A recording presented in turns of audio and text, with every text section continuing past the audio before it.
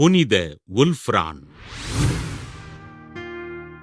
France நாட்டிலுள்ள மில்லே என்ற பகுதியில் வாழ்ந்த அரசவை பணியாளரான ஃபுல்டர்ட் என்பவருக்கு கிபி 640 ஆண்டு பிறந்தார் உல்ஃப்ரான்.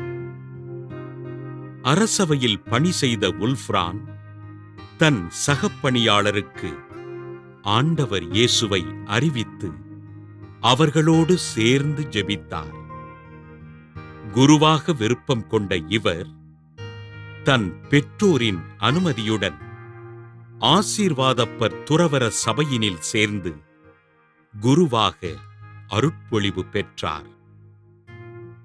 பிரான்ஸ் நாட்டு மக்களுக்கு ஆண்டவரை அறிவித்து இறைப்பணிகளில் சிறந்து விளங்கிய உல்ஃப்ரான் கிபி 682 ஆண்டு பிரான்ஸ் நாட்டின் சென்ஸ் என்ற பகுதிக்கு பேராயராக நியமனம் செய்யப்பட்டார்.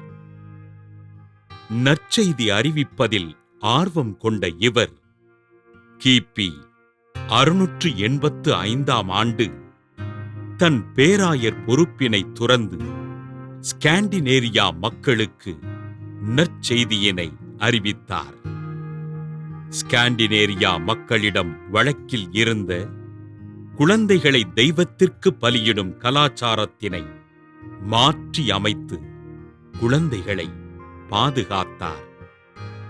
ஸ்காண்டினேரியா பகுதியில் ஏற்படும் கடலலை சீற்றத்திற்காகவும் அம்மக்களின் மனித பண்புகளுக்காகவும் ஜெபித்த உல்ஃப்ரான் கிபி 703 ஆண்டு மார்ச் 20 விண்ணகமடைந்தார். ஆண்டவரின் நற்செய்தியினை அறிவிப்பதற்காக தன் பேராயர் பொறுப்பினை துறந்து மக்களின் மனித பண்புகளுக்கான பணிகளைச் செய்த பேராயர் உல்ஃப்ரானை திரு அவை புனிதராக உயர்த்தி பிரான்ஸ் நாட்டின் பாதுகாவலராக அறிவித்தது. புனித உல்ஃப்ரான் திருவிழாவினை கொண்டாடுகின்ற நாம் கடலோரப் பகுதிகளில் வாழுகின்ற மக்களை ஆண்டவர் பாதுகாத்து வழிநடத்த வேண்டுமென்று ஜெபிப்போம்.